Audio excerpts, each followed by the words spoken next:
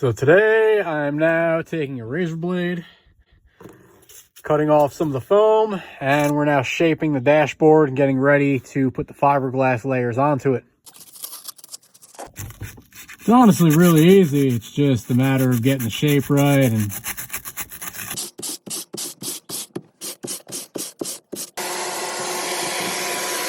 so now we have the dashboard cleaned off.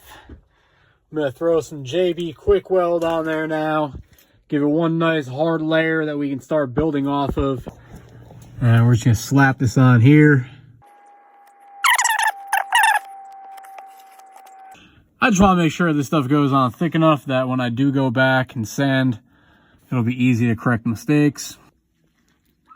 All right, so we have the dashboard now hardening. It's looking really good.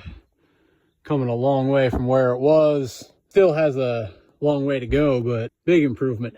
All right, so I just went through my pile of control arm end links and random parts. I have these right here. These came with my Mercedes W203 and they did not fit. However, they seem to be the perfect length to fit in here. Okay, so I have the new control arm end link in place. I have to now tighten it down, but I'm happy to have one in here. And then we can get this all tightened, lock this back down, and we'll be good to go. These struts are actually from an X3, and they're not even for an E39, but they're working well. We have the tine springs on here. Everything's in place. This thing can't rotate anymore. Let's get the wheel back on the car. I need to get a new tire, but we'll ride into the gray for now. Fuck it. All right, so we can't get the door to close correctly, and my father just pointed out this thing was moved way back, so I just loosened up these bolts. After moving it forward, it looks like the old lines used to be here, so we'll find out. Big screwdriver.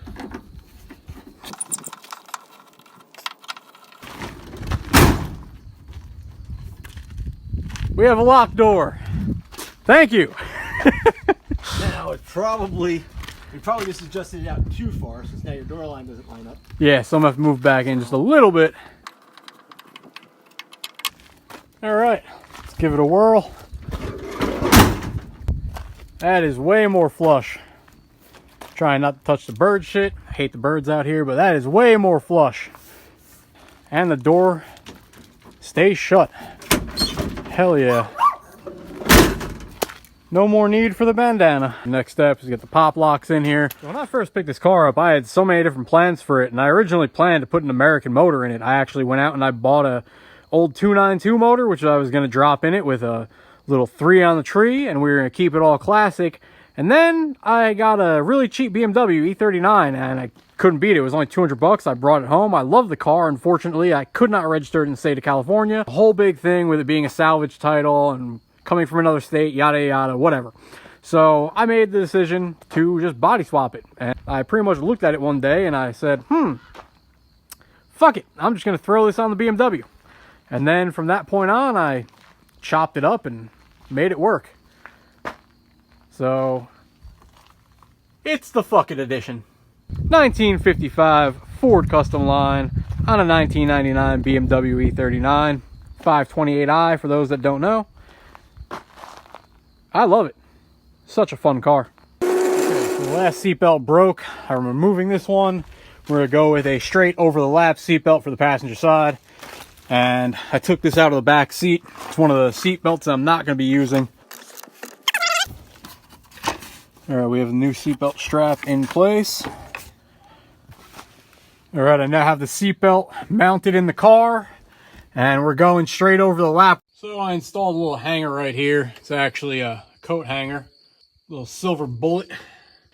This week I'm going to finish painting the inside of the doors white, and then we'll get the rest of the panels put back on. I'm going to put the rest of the interior trim on, and the garnish panels on the inside.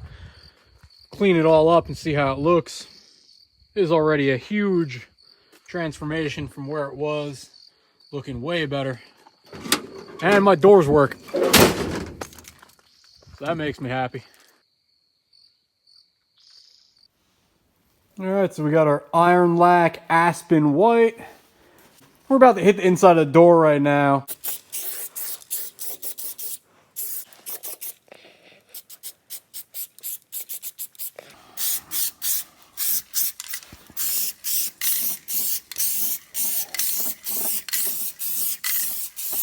We're good. That's good enough. There's gonna be a panel going over it, but I just want to make it white for now so that at least it matches on the inside of the car. And we'll get inside here too. Fuck it. Why not? We're going to take this panel off right now. We'll spray the top and then we'll get inside here as well. Gotta love these old metal panels. They just go on so nicely and they pop right in place. No bullshit. Alright, so we just got the second garnish panel now on. Alright. Well, I'm waiting on my pop locks to arrive currently, but as I do, I'm not going to have any door cards for the moment. So I sprayed everything white, keep it all in unison, and then I started doing the garnish panels. They were already painted. I did them white when I was planning to actually put an American motor in the car before I decided to body swap it, but I'm still going to keep to the white because it's going to work for what I'm trying to do. And putting the rest of the garnish panels in now, so I just got this one right here along the A-pillar. We're going to put this one along the top and then get the mirror put back in so I can actually see behind me when I'm driving. And then we're going to finish up on the dashboard, start shaping this thing, slap some Bondo on there so we could sand it all down, get it nice and flush, and we'll go from there.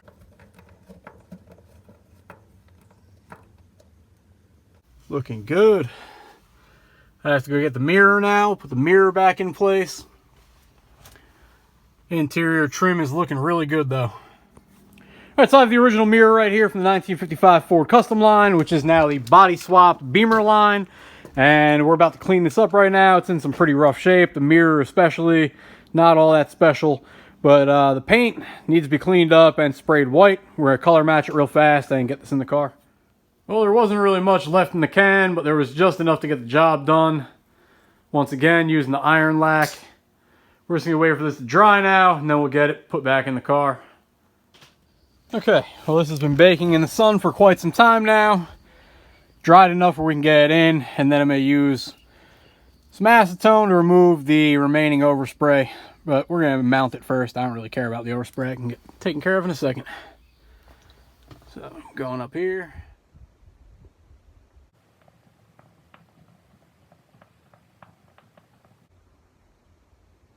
Time to properly hang the dice. Good to go. Okay, so in order to get the garnish panel on the driver's side, I needed to rig this up so that my seatbelt will still work. I got some JB quick weld.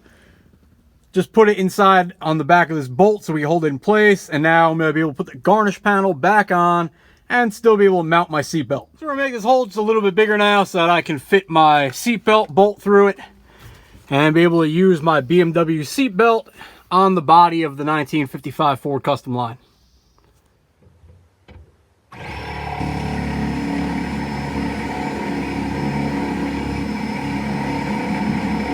Alright, so I need a spacer that's wide enough. This one's about a 1/2 inch. We're going to run the bolt through this nut. The nut is wide enough that it's not going to have to screw through it. It'll pass right through, working as a spacer only. Let's just make it white so it matches the rest. And now we'll have a nice matching interior. Alright, so we now have the bolt that we're using as a spacer. We're going to put that on here right now. Have a little spacer in there and still be able to move this. Perfect.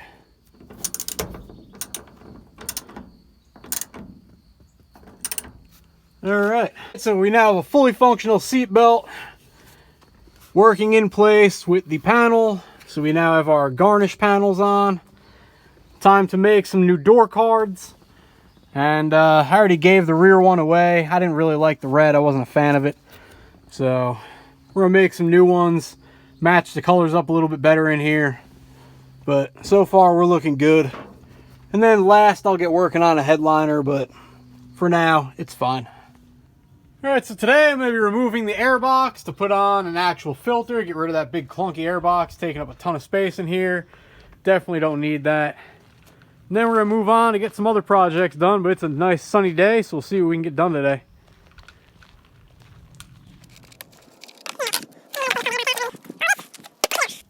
All right, so the BMW had this airbox and then the secondary airbox. This needs to be closed off entirely. However, there's a hole in the boot, so we're going to take some JB Weld, throw it around the edge of this cap, put that cap inside the boot. That'll close it off, and that'll leave all the air going to the intake. Problem solved, and we'll let that dry for a few minutes. Okay, so the new air filter we're putting on is going to be a generic honeycomb. This goes back right here.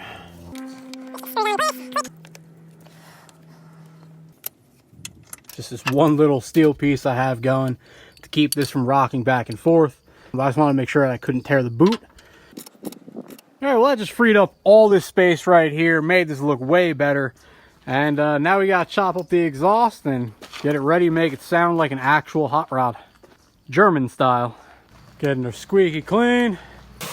Doing the body swap, there's one thing that I didn't take into account, and that was gas. The gas cap is underneath here. The gas cap on this car used to be in the trunk, and it was shaved entirely, so instead of coming out the back, he had it tucked in the back right here. That's no longer an option. So on the BMW, it is underneath this cover right here. So I've run this hose, and in the hose I have my funnel. And for now, this is how I will be putting gas in the car. I could put the gas cap back on. I have access to it. There is enough room to reach inside there and do the cap, which is right here. That's not a problem. I was going to cut a hole through the side right here, but I kind of want to keep the body shaved entirely. So what do you think I should do? Should I cut a hole and put an actual proper gas tank flap right here to open up so I can get gas, or just continue to use the funnel? So at this point, it's a complete Franken car. It's a 1955 Ford Customline sitting on a 1999 BMW e39. Has the suspension from both a Mercedes and a Subaru in it. And then it has the struts from a different model BMW as well. Parts keep going into this car. The front end is a Chevy. Has Chevy bumpers. It's a Franken car. The Beamer line. I love it. I'd get it one piece at a time, and it wouldn't cost me a dime. You'll know it's me when I come through your town. I'm gonna ride around in style, I'm gonna drive everybody wild, 'cause I'll have the only one there is around. Hit that like button, subscribe. I'll catch you in the next one. Peace.